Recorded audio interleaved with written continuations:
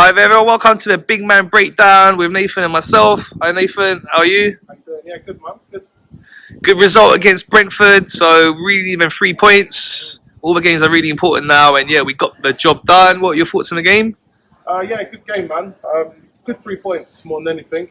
As I said before, we got to start quick, and we started really quick against them, and it just shows, man. We got pacey players. Really, we can kill off teams before half time.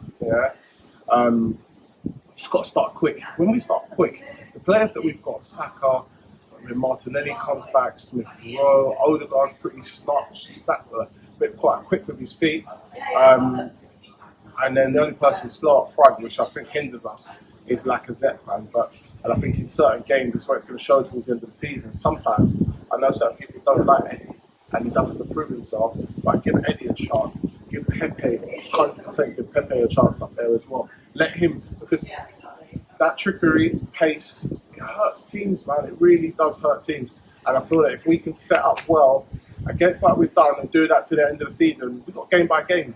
Yeah, I'm still not thinking we're going to get to fourth place, regardless of 2 great wins. But I want to see us challenge for fourth place. That would be my aim, is really give a good challenge towards the end of the season. And if we don't get it, we don't get it. We're in a great place to get it. And positive, if we can keep it positive, I think we can. But I don't think we will.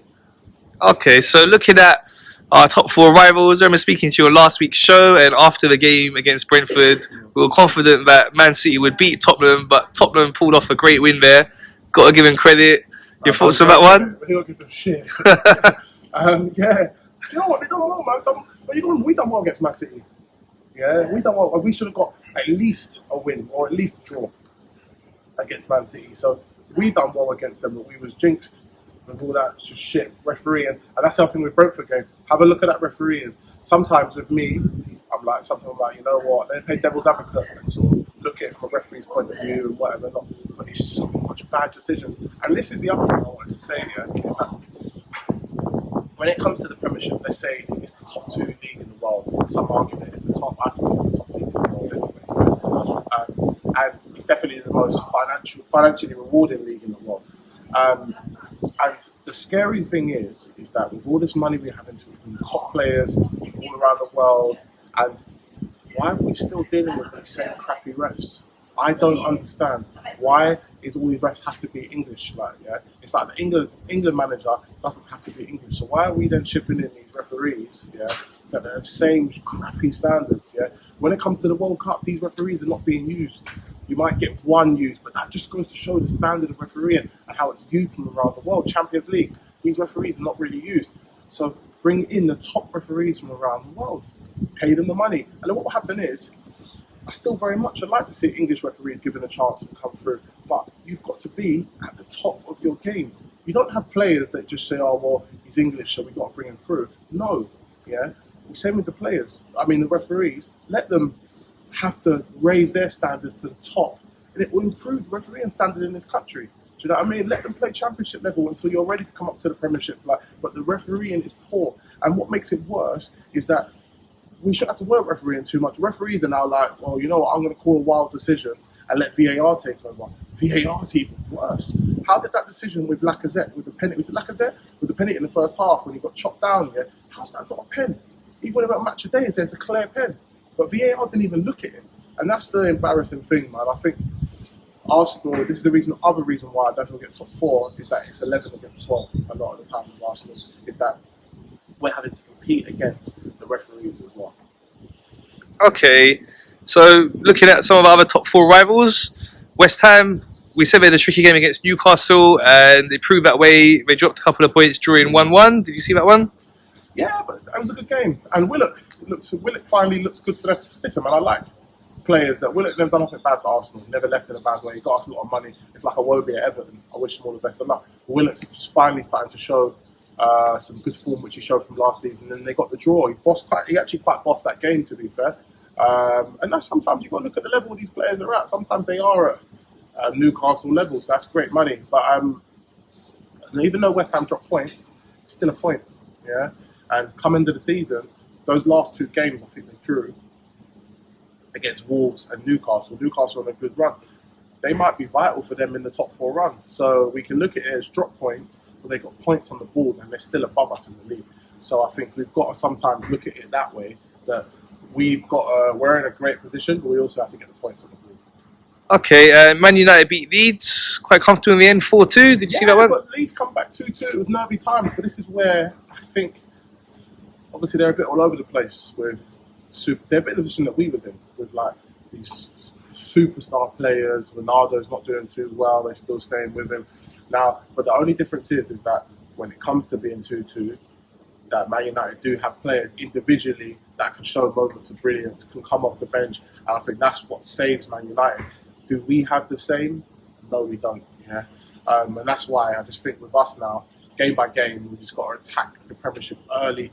First 45 minutes, just come out and try and murder off all these teams. We've got a decent enough defence that we can. We've shown we've got resilience. We can sit back. I just think we've got to do that. Okay, I mean, Wolves got an important win for them, 2-1 against Leicester. Wolves are on a very, very, very good run, and they look good. It's not fluky. Like, it's not you're looking at Wolves and saying they're just churning out wins.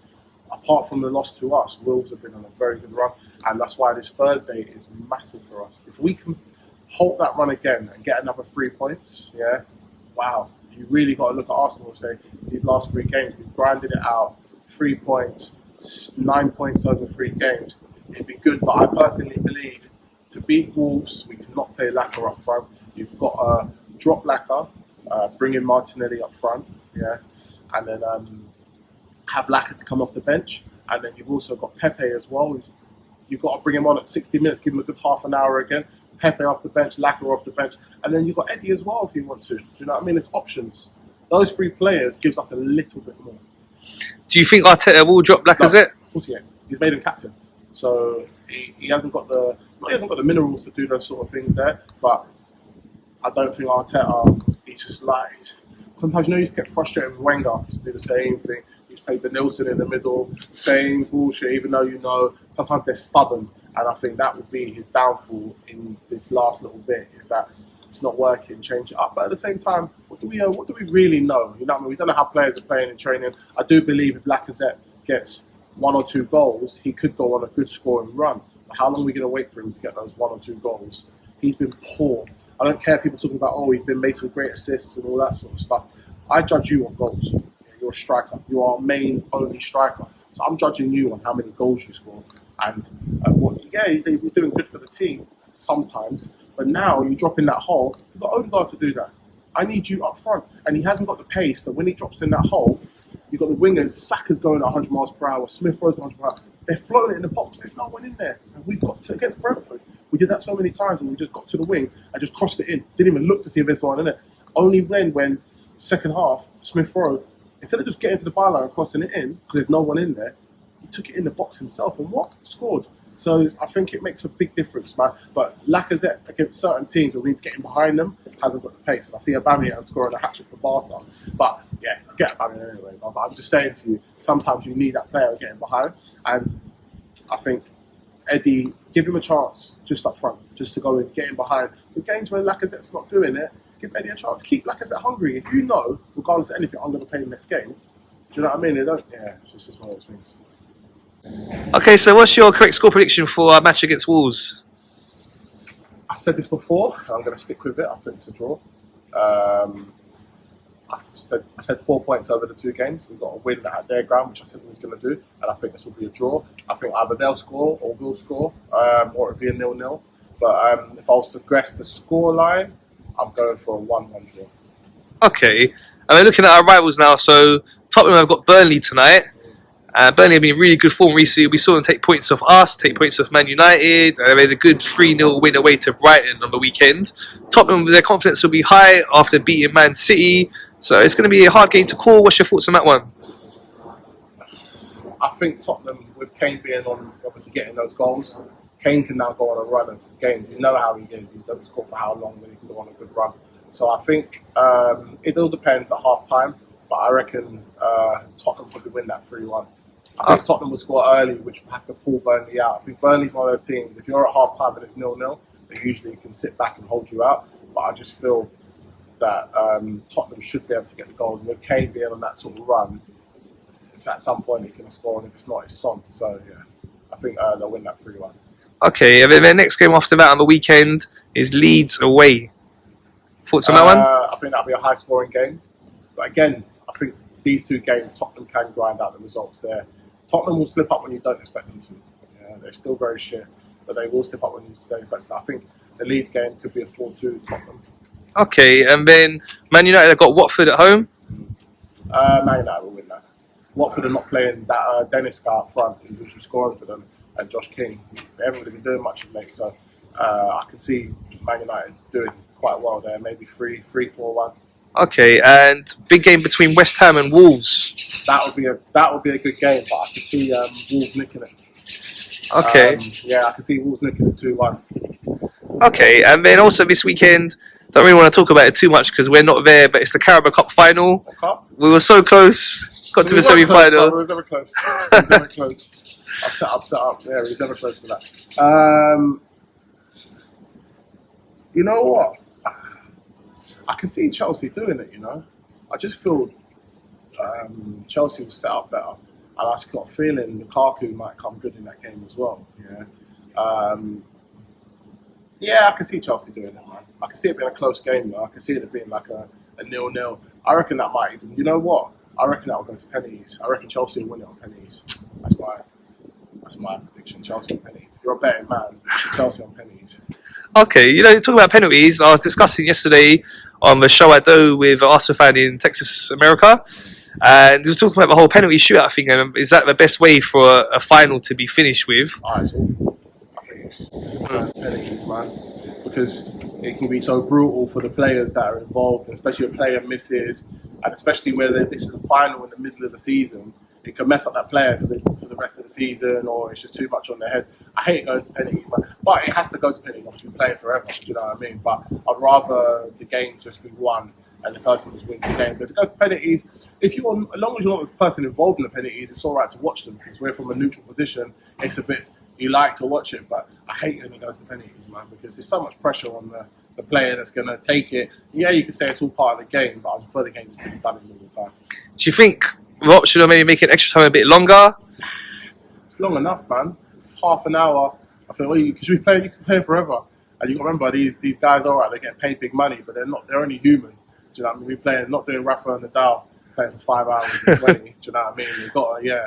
What about like back in the day, they used to have replays for the finals as well? Finals. It's done. I just feel, goes to penalties, but personally, I don't like it finishing on penalties, but it's another way to get the game done, man. Sometimes they could be playing forever and ever until a team scores. So it's like, and then when's it done? Like, because then if that team scores, the other team scores, and we're going forever. Just get to penalties. Done. Remember, it's in the middle of the season. If it was Arsenal playing, you'd be like, oh my God, we can't let this go on for too long. It'd just be too long of a game because then you got the rest of the season. When they got to play next week, midweek, or a week after that. No, not so much for Carabao Cup, just in general, though. In general, I think a better way to try and finish a final or semi-final. You can't, money up against the wall for the win. You can't do it. I think it's sometimes just penalties is the way to do it. I just personally don't like penalties because, especially like with nowadays as well, all the racism that's coming out with players missing penalties. It's crazy. I think it's just too. I just say, look, it has to go to penalties. But me personally, I love the game to be finished in normal time. Okay, cool. That's all from us. Thank you. Good man, that was. Please remember to subscribe, like, and share.